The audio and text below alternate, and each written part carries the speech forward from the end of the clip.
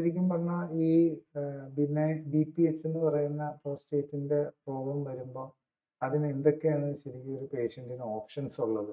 First option ശരിക്കും പറഞ്ഞു കഴിഞ്ഞാൽ നമ്മൾ ലൈഫ് സ്റ്റൈൽ കറക്റ്റ് ചെയ്യുക എന്നുള്ളത്.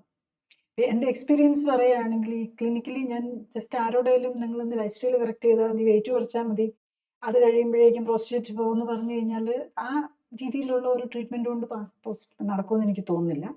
നമ്മൾ ഇന്നത്തെ മോഡേൺ സയൻറ്റിഫിക് ടെക്നോളജിയും സയൻറ്റിഫിക് സപ്പോർട്ടും കൊടുത്തോണ്ട് ലൈഫ് സ്റ്റൈൽ കറക്റ്റ് ചെയ്യുമ്പം ഈ പ്രോസ്റ്റേറ്റിക് ഹൈപ്പർപ്ലേസിയ ഗ്രേഡ് 1 ആണെന്നുണ്ടെങ്കിൽ അതിൻ്റെ സൈസ് കുറയുന്നത്. യൂഷ്വലി നമ്മൾ ഒരു പ്രോസ്റ്റേറ്റിൻ്റെ സൈസാണ് നമ്മൾ സ്കാനിങ്ങിൽ നോക്കുന്നത്.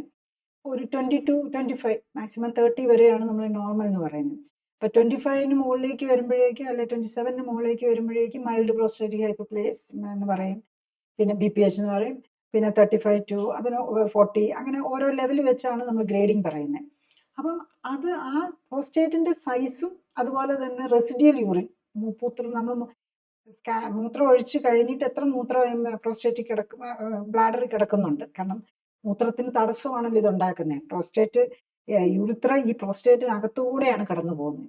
അപ്പോൾ അവിടെയാണ് തടസ്സം വരുന്നത്. മൂത്രം മൊത്തം ഒഴിക്കാൻ പറ്റാതെ വരും. അങ്ങനെ തടസ്സം വരുന്നുണ്ടോ ഈ കാര്യമാണ് നമ്മൾ സ്കാനിങ്ങിനാണേലും നോക്കുന്നത്. അപ്പം നമ്മൾ ലൈഫ് സ്റ്റൈൽ പ്രൊഫഷണലായിട്ട് നമ്മൾ ലൈഫ് സ്റ്റൈൽ കറക്ഷൻ നടത്തി നമ്മൾ അപ്പം അവിടെ പ്രോസ്റ്റേറ്റ് മാത്രമല്ല, അതിൻ്റെ കൂടെ ഫാറ്റി ലിവർ ഉണ്ടെങ്കിൽ അതും കറക്റ്റ് ആകും. ഡയബറ്റീസ് ഉണ്ടെങ്കിൽ നമുക്ക് അതിൻ്റെ മരുന്നിൽ നിന്ന് മാറാൻ പറ്റും. HbA1c ഷുഗർ മാത്രമല്ല, നമുക്ക് HbA1c ഫോളോ അപ്പ് ചെയ്യാൻ പറ്റും. കൂടുതൽ അറിയാൻ ലിങ്ക് ക്ലിക്ക് ചെയ്യുക. കൂടുതൽ വീഡിയോകൾക്കായി സബ്സ്ക്രൈബ് ബട്ടൺ അമർത്തുക.